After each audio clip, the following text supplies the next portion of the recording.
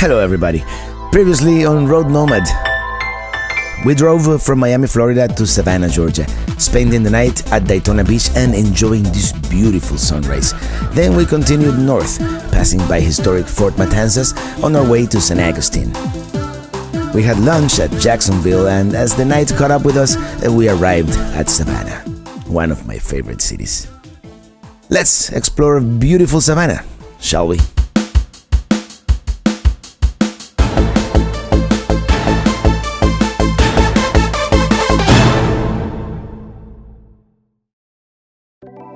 We have arrived at the Hyatt. Using the Hotel Tonight app, we got this great deal at the centrally located Hyatt Regency, right on River Street. It doesn't really get any better than this. It was less than $100, and of course, when you get these great deals, they nickel and dime you for everything else, but I believe it was worth it. We have a great view of the river from our room. Later that night, we take a stroll along River Street, which has a bunch of shops, restaurants and bars. They have a Wet Willie's, which used to be one of my favorite bars in Miami Beach before it got too popular.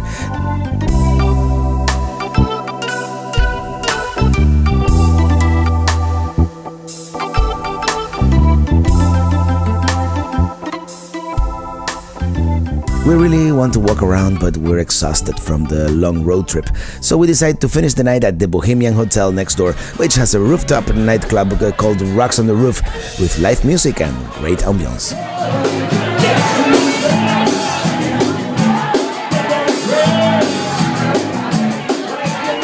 From Savannah, Georgia. Good morning. We walk around this historic and beautiful city. We see City Hall from Bull Street, which is right next to our hotel, and then enjoy the beautiful vegetation of Johnson Square.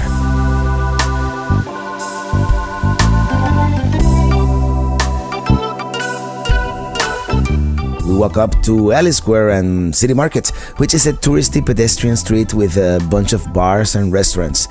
At the end of City Market, across Franklin Square, we see the first African Baptist church, which claims to be derived from the first Black Baptist congregation in North America.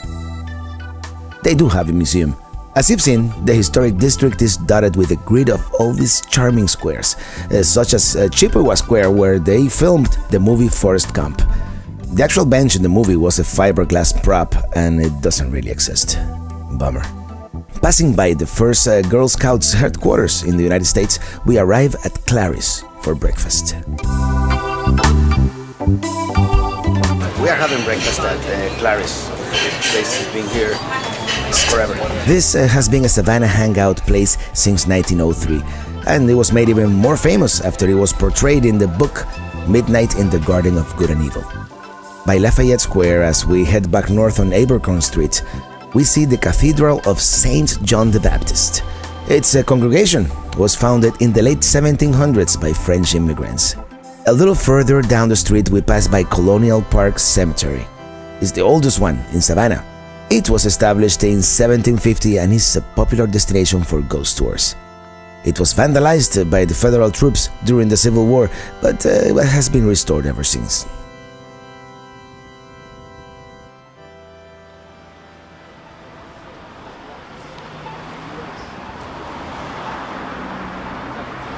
We are back at Bay Street, which runs parallel to River Street, where the hotel is, and there's a bunch of quirky shops right behind the riverfront shops.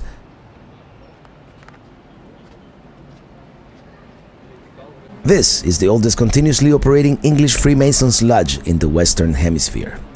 Yeah, amazing the stuff you learn on the internets.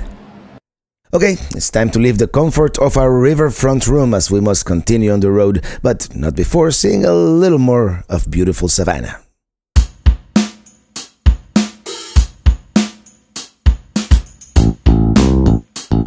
Grabbing a tip from travel writer Pico Iyer, we turn off the GPS and try to reach our next destination on pure instinct and a sense of orientation. In this case, I'm trying to find Forsyth Park, which is just south of the historic district. And here we are. Let's go around the park. What the heck. Savannah, by the way, is the historical birthplace of Georgia. It was settled in 1733. The city maintains its antebellum charm, antebellum meaning ante, before, bellum, war, so basically it was spared the devastation of the Civil War. The major gave Sherman's men run of the city in exchange for leaving it untouched. Pretty much like the French did with Paris during World War II. That's why that cemetery got all messed up, but everything else was left pretty much intact. So we can see it today. Smart guy, that mayor. Not brave, but smart. Okay, enough of that. We passed by Mansion, which is a very luxurious hotel with a very nice nightclub where I played with my band a few years back.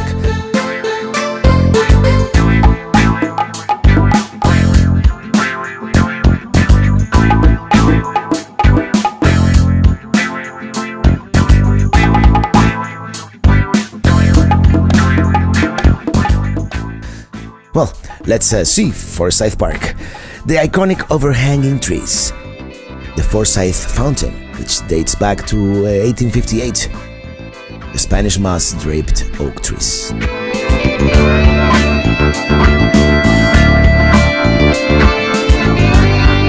There's a bronze bust of Major General Lafayette McLaws in front of the Confederate monument back there.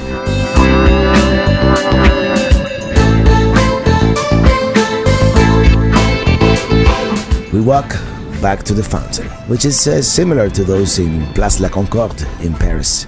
And we make sure we are observing the sidewalk rules, of course. And with that, we almost say goodbye to Savannah for now. Lastly, we cruise along historic Jones Street. It's a very picturesque, luxurious residential area. Of course, the cobblestones don't help with the camera stability, but who cares?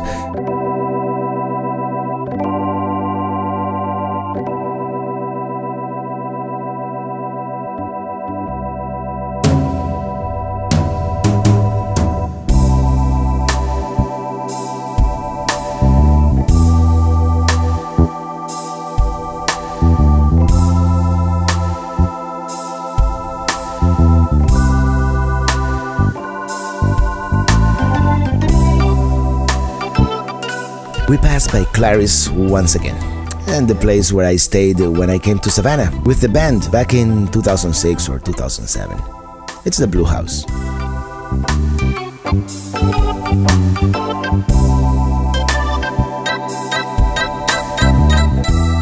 Time to hit the road as we continue relentlessly on our journey north towards New York City. We take the Talmadge Memorial Bridge across the Savannah River and into the great state of South Carolina. I hope you have enjoyed our short tour of this beautiful city. We really wish we could have stayed longer, but we must continue. Our next stop, Charleston. Don't forget to send me your comments or suggestions and check out our previous videos in which we visited Las Vegas and the Grand Canyon, and also our journey along the Pacific Coast Highway in California. Also check out part 1 of this trip so you can see how we drove from Miami to Savannah. I am your host, Robert Morales, wishing you pleasant journeys and see you on the road. Thank you for watching. Bye now.